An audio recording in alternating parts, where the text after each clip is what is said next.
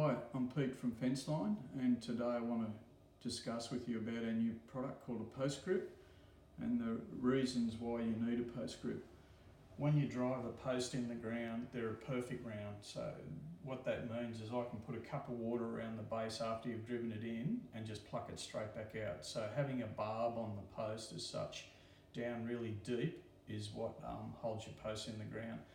When you use these products, you get a factor of 3 in your resistance to jacking.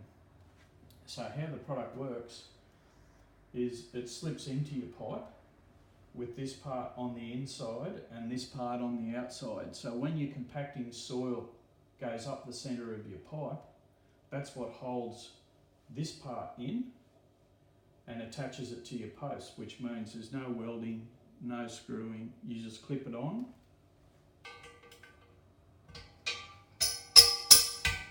Turn the posts upside down and drive them in. We recommend 2 per post. When driving them in, we do recommend that you auger out the top 2/3 of your hole and put your post in, and that leaves this soil here to go up and fasten the barb to your post. So that's it. Thank you.